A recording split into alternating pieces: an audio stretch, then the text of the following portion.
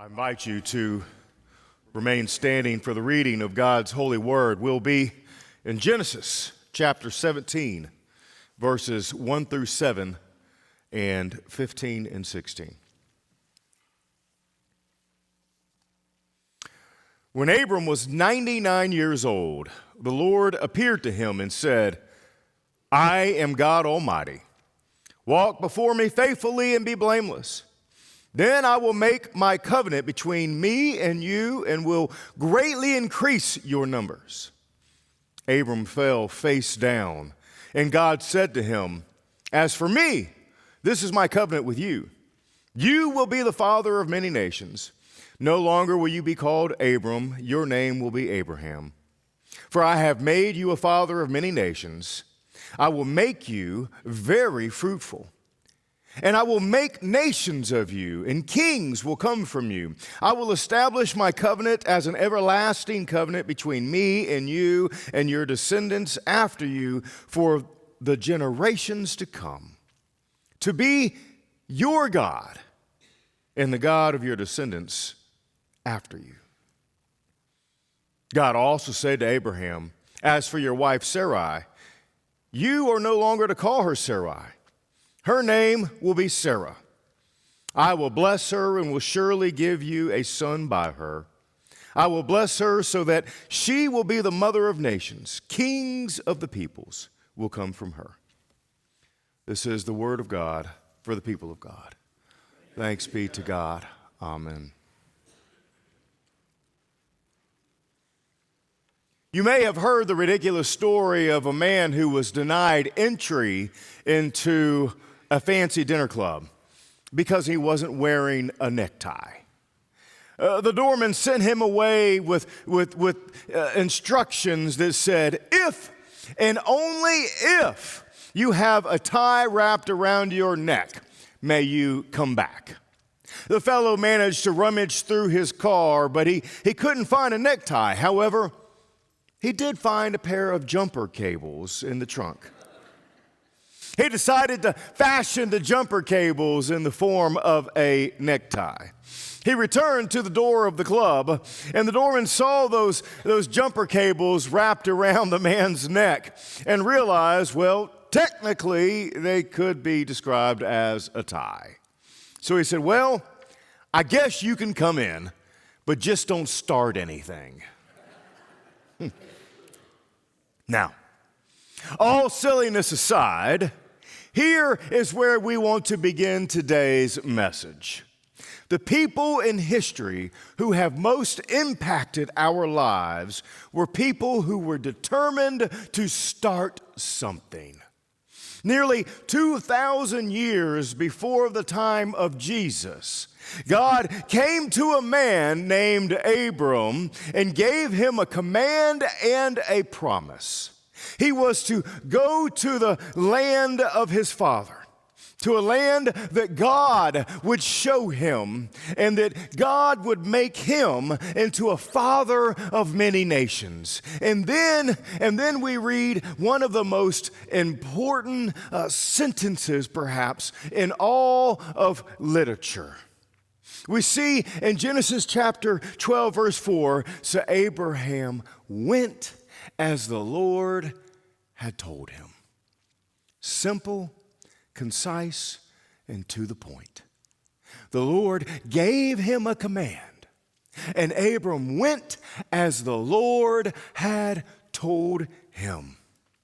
Did I mention that Abram was 75 years old when God had first approached him? And yet, with God's leading, Abram started something. A new people, a new nation. This, by the way, is what faith is. God speaks and we obey. Which brings me to the first point that I want to make today. God speaks and we move. Sometimes that is all that is needed. Our biggest obstacle often is apathy. We simply need to get moving. Recently, I heard about Henry Brown, a slave in Richmond, Virginia. He decided that he didn't want to be a slave anymore. The only problem was this was the year 1856. So what was he to do? Because runaway slaves could be hung. That's a good reason to not do anything. But doing nothing was not an option for Henry Brown. He found a wooden crate just large enough for him to crawl inside, and he postmarked it to an abolitionist in Philadelphia, which was, of course, free territory. He got inside the box, and he sealed the box from the inside, and he mailed himself to freedom. It took nearly 3 weeks for the abolitionist to get the crate. Now, how Brown survived for nearly 3 weeks, no one really knows. But when the abolitionist lifted the lid of that crate, Henry Brown, he stood up and he says, "How do you do, sir? My name is Henry Brown. I heard that you're an abolitionist, and so I am entrusting you with my future." Sometimes that is all that is needed, is we simply need to get moving. We need to be doing something rather than sitting still. God speaks, and then we act. Today's lesson takes place nearly 25 years after God first called Abram. Abram is now 99 years old. He's no spring chicken. He has followed the Lord's teaching from the first time that the Lord called him, but the Lord was slow, it seems, to have rewarded Abram's faith. He and his wife Sarai, they're still childless. How can Abram, father of a great nation, when he cannot produce a single heir? Well, that's faith too. Patience, persistence, trust. Surely Abram and Sarai were nearly ready to give up. Nearly 25 years, and there had been no return on their investment. When do you cut your losses? When do you say it was all an illusion? The promise didn't pan out. That couldn't have been their attitude. But instead, they chose to trust God. What about you? What about me? What about when it seems as if things are not panning out? When it seems as if the Lord has given us a promise, has given us a word, and we feel certain about it, and then some time goes by and it seems as if it is left unfulfilled. When do we cut our losses? When do we say, I must have misinterpreted, I must have misunderstood? And yet, nearly 25 years later, after faithfulness to the Lord appears to Abram again. And the Lord reaffirms that promise from long ago, but this time it is stated even more forcefully. He says, I will make you very fruitful. I will make nations of you, and kings will come from you. And God changes Abram's name to Abraham, and Sarai's name is changed to Sarah. And of course, God kept his promise. At 90 years of age, Sarah bore a son. And from that son comes countless heirs to Abraham, both physical descendants and spiritual descendants, of whom you and I are numbered. And those descendants have impacted the world in a mighty way. It's an amazing story when you really stop to think about it. There are lessons from Abraham and Sarah's life that you and I need to see. And the first lesson is this: Our timetable may not be God's timetable. As someone has put it, God's promises delayed are not God's promises denied. Dr. Ray Pritchard gives us a humorous chronology of the 25 years between the first time God promised Abraham and Sarah offspring and the time in which that promise was eventually fulfilled. At age 76, Abraham buys a crib. At age 78, they make a list of possible boy names. At age 80, they order a supply of super absorbent Pampers. At age 85, Abraham goes hunting while Sarah's friends give her a baby shower. At age 86, they put up wallpaper in the baby's room. At age 90, they subscribe to New Parent magazine. At age 93, Abraham and Sarah start Lamaze classes.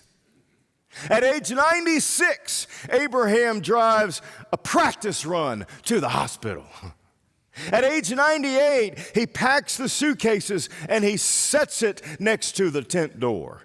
And at age 99, Abraham scratches his head and he says, I wonder if God was just kidding.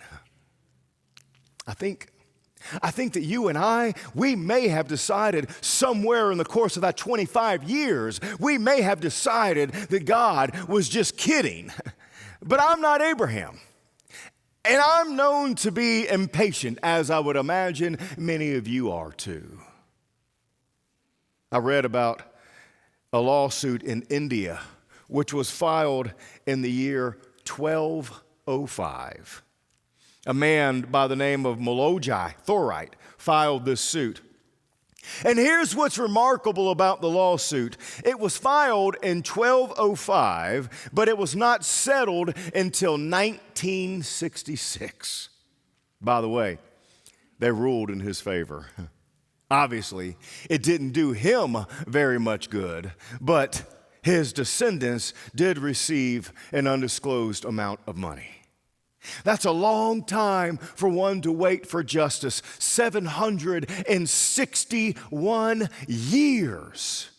Abraham and Sarah had to only wait for 25 years, but that surely, it must have been a test of their faith. That's a test that I'm afraid to say many of us would have failed. None of us. None of us like waiting. We grow impatient even with God. And yet God is faithful to his promises. We shall yet be rewarded if we do not grow weary. Our timetable is not the same timetable as God's timetable. God's promises delayed are not God's promises denied. But here's a second thing that we need to see about Abraham and Sarah's life.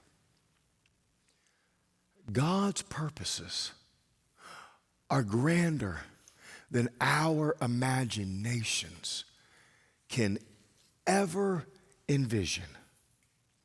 Abraham and Sarah had dreams for their lives.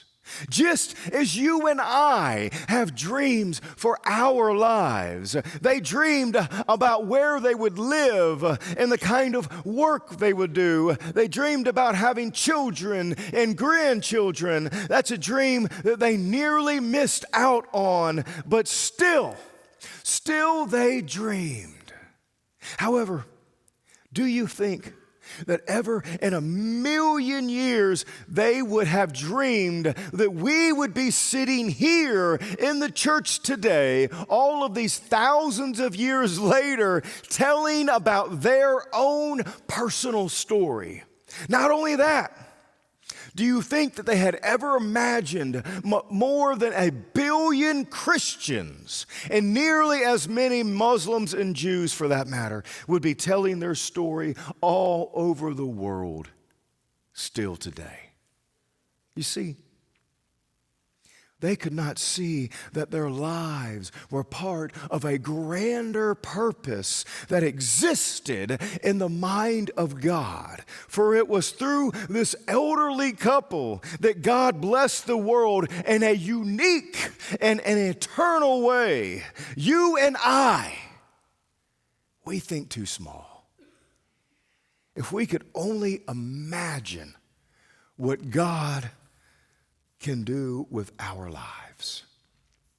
Way back in 1858, a Sunday school teacher in Chicago named Ezra Kimball became interested in the spiritual welfare of a young shoe clerk in his town.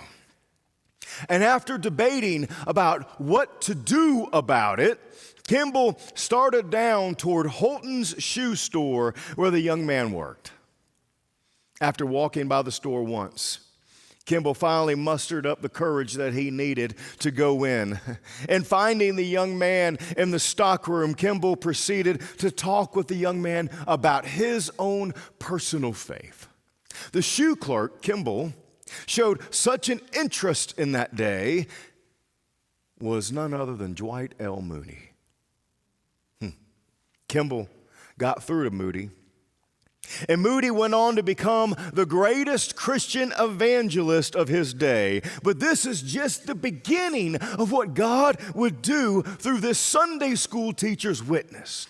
Dwight L. Moody went on to preach in a crusade in England, and in 1879, he awakened the heart of Frederick B. Meyer, a pastor then of a very small church. Meyer went on to become a world-renowned theologian. In fact, later, Meyer was preaching at Moody's School in Northfield, Massachusetts. A young man in the back row heard Meyer say, "If you're not willing to give up everything for Christ, are you willing to be willing?" Those words transformed the ministry of another young man, J. Wilbur Chapman. Wilbur Chapman became a YMCA worker back when the YMCA was still a religious organization. Along with those whom Chapman recruited to help him in his ministry was a former professional baseball player. That baseball player was a remarkable figure named Billy Sunday. Billy Sunday went on to become one of the greatest evangelists of his generation.